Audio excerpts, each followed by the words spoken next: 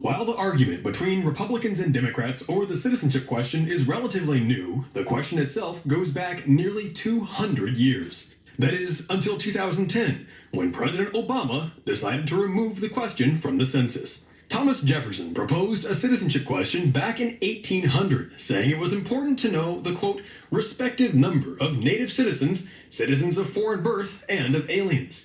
Jefferson argued it was necessary to distinguish between who was born in America and who was immigrating, so the government could understand where increases in population were coming from. And then in 1820, a question was added to the census asking how many foreigners, not naturalized, were living in America. From 1890 to 1950, the question appeared on every census, and then was included on every long-form questionnaire up until the year 2000, although it's still asked, even today, on the official American Community Survey.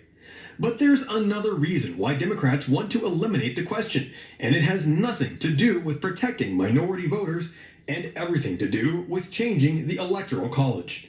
By preventing a citizenship question, Democrats are encouraging illegal aliens to be counted on the census. And since electoral votes are based on the number of people living in the state, the more illegal aliens Democrats can cram into blue states, the faster they can make the Electoral College work in their favor. According to Representative Mo Brooks of Alabama, his mostly red state will lose congressional seats if illegal aliens are counted in congressional apportionment. This gives states like California and Florida an additional 20 congressional seats plus Electoral College votes, diluting the voting power of real American citizens. Conservative states like Montana, with just 3 electoral votes, are essentially wiped out.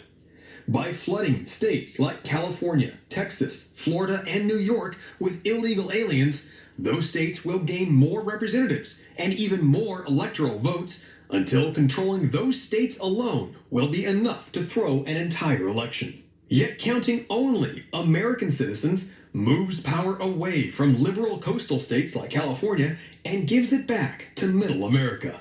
In fact, if the citizenship question is reinstated, the next census could cost California at least 1 congressional seat, if not many more, and potentially billions of dollars in federal funding. Not only California, but other blue-leaning states would lose seats as well, clearly giving Democrats an excellent reason to fight against a question about citizenship. And while Democrats claim to be protectors of election integrity, they're doing everything they can to avoid what's actually the biggest threat to our elections: illegal voting. By keeping an accurate count of the citizens in each district, the census can keep track of voting-age citizens and cut down on voter fraud.